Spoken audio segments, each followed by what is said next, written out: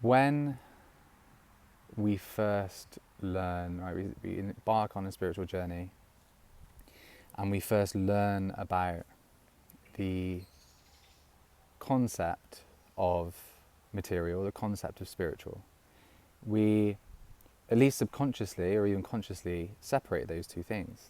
And then we might learn about non-duality and the underlying oneness, but at the same time there's this kind of fragmentation that occurs between what we see as physical and what we see as spiritual. That creates a problem. And the problem is that we can neglect almost the physical, and that includes our bodies, and it includes the physical earth, and it includes the material. And when we look at things like materialism, or when we look at the way that the earth is reduced to just the physical, it can be really easy when you have a spiritual awakening to create a sense of aversion towards the material, the earthly realm. But again, the question remains, like, where is spirituality and where is the material? And you know, the more I delve into this through experience, and the more I explore in my practice, the more I realize that we have to go through a process. There's a metaphor here that is in my mind to do with alchemy, and I can't picture the exact metaphor that I need. Please, if it's in your mind, just allow that soundtrack to play over what I'm saying. But we have to distill and we have to separate the spiritual essence from the physical in a alchemical way, in a way that just allows us to reconnect to and appreciate the spiritual dimension. Because most of us are born into a world where we're taught only the physical reality is all there is, right? Only the material reality is all there is. This is known as reductionist materialism in science and philosophy. So we have to distill the essence, the spiritual essence, first, to separate them, to appreciate their distinction. And only then, and we do that, like for me personally, right, I've done this through a meditation practice. So I will close my eyes, and if you think of this symbolic act of closing your eyes, you shut out the quote-unquote external. So you connect again to the internal, and as that connection grows, you begin to realize there are no boundaries, and there is no such thing as inner and outer. It's all just one. On some level.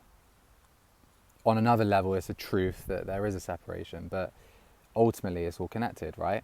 And the same happens with this essence. You distill the spiritual essence, and then you think like, well, where is it? Is it in my meditation practice? Is it when I take ayahuasca? Is it when I'm in a particular state or around a particular group of people, when the conditions in my life are a certain way, then I have the spiritual essence? Well, no, it's always there.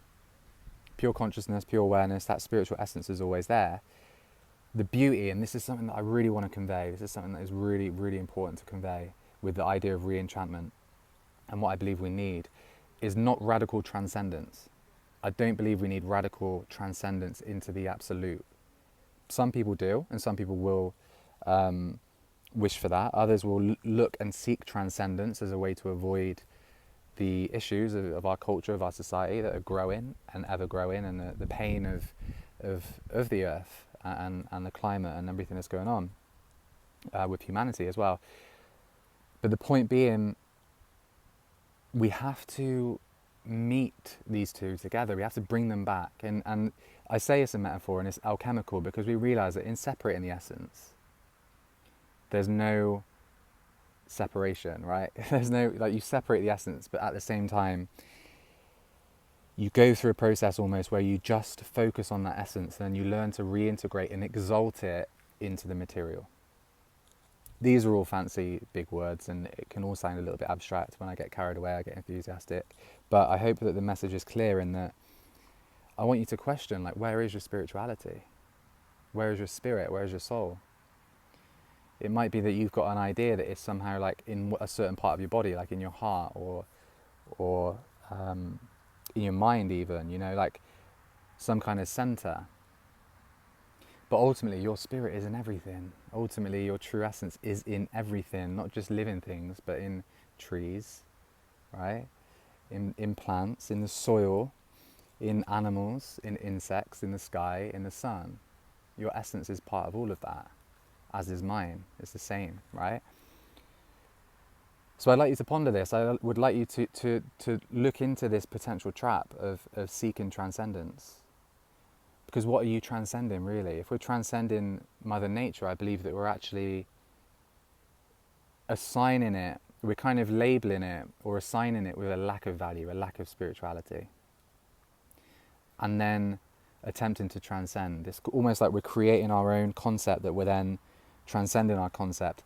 And at different times, and I talk about concepts a lot and the need to not be attached or not to believe concepts to be true, but sometimes we need concepts to grow spiritually, and this is one of them, right? The concept of separation, distilling the spiritual essence, so that you can then form a reunion, right? And one of the sources of the word religion, religare, I think it is, religare is to bind, and there's another one which is to reconnect.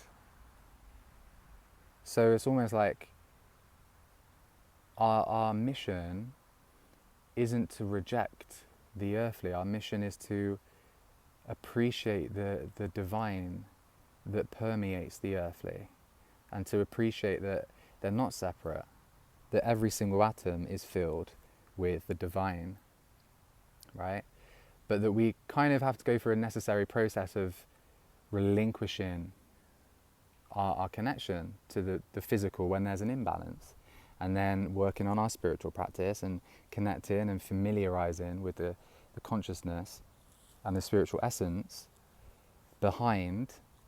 And when I use the word behind, I want to be clear, like, consciousness isn't behind anything, it is everything, right? And this is something that's really subtle, but this is something that I explored within myself recently, and it really helps. Like, everything is consciousness, including the material. Everything. So when we think like, where is your spirituality? It's in everything. Everything that you see, everything that you think, everything that you feel. Right? Like when you look up, the sun's shining over here, you can probably see it's like a beautiful sunset. And when I think of how far that light has travelled on the physical plane, like how far that has travelled to kind of reach my retina, and for me to be able to see that light, which illuminates everything around me right now.